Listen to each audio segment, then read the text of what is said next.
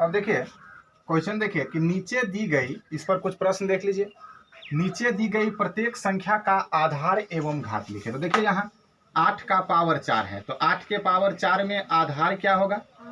8 होगा। 8 के पावर 4 में आधार क्या होगा? 8 होगा।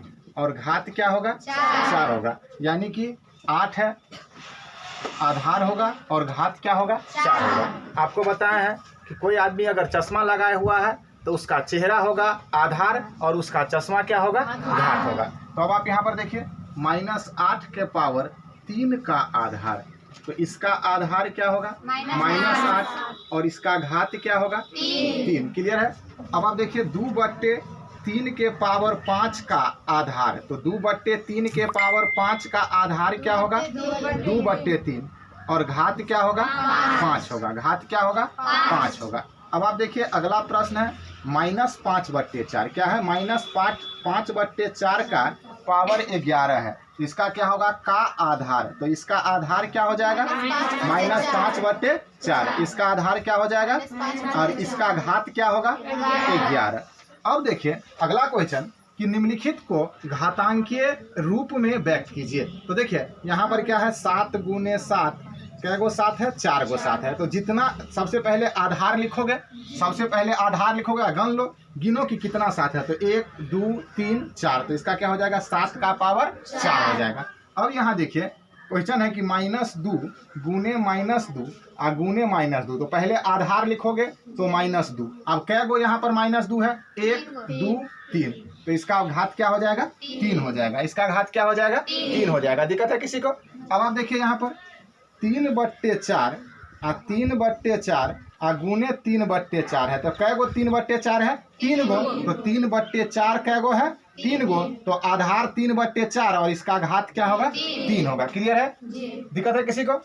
अब देखिए -8/7 और गुने -8/7, तो इसका क्या होगा? पहले आधार लिखोगे -8/7 और कै गो -8/7 है? 2 गो। तो यही इसका देखिए नोट में देखिए सबसे पहले आपको जानना होगा सम संख्याएं। तो देखिए सम संख्या के बारे में, तो सम संख्या में आप जानते हैं कि सम संख्याएं वे संख्याएं जो 2 से पूरी तरह विभाजित होता है, सम संख्याएं कहलाता है। वे संख्याएं जो 2 से पूरी तरह विभाजित होता है, सम संख्याएं कहलाता है। तो 2 4 6 8 10। अब अगला देखिए इसमें कि विषम संख्याएं, तो यहाँ क्या होगा कि विषम संख्याएं, तो विषम संख्या क्या होगा? 1 3 5 7 9। अब देखिए आगे इसमें आपको पढ़ना होगा धनात्मक संख्या। तो धनात्मक संख्या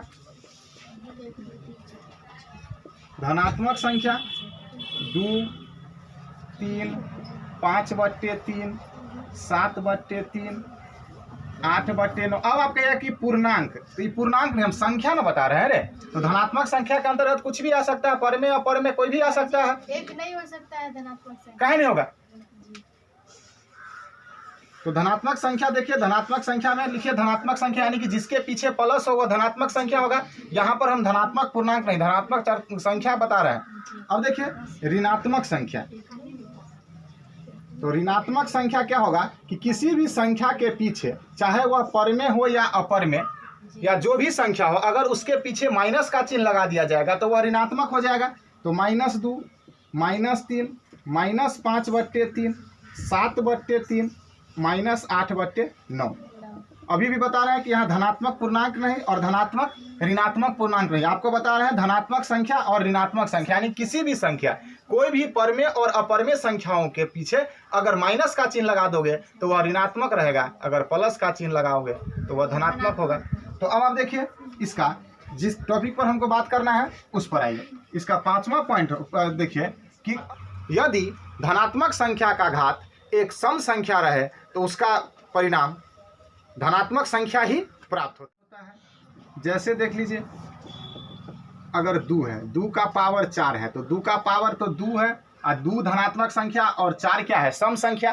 तो धनात्मक संख्या का घात जब सम संख्या रहे तो उसका रिजल्ट प्लस में ही प्राप्त होता है। यह क्या हो जाएगा? 16 हो जाएगा। अगर यह रहेगा 2/4 3 का पावर 3, 3 तो होगा नहीं, यहाँ क्या होना चाहिए सम संख्या, तो 2 रहे तो 2/3 गुने 2/3, तो यहाँ क्या हो जाएगा 4/9 हो जाएगा। क्या हो जाएगा 4/9 हो जाएगा। इसी तरह से अगला आपको देखना है कोई पहला इससे ऊपर में देखिए 5वां पॉइंट में है कि यदि धनात्मक संख्या का घात सम संख्या रहे तो उसका परिणाम धनात्मक संख्या ही प्राप्त होता है।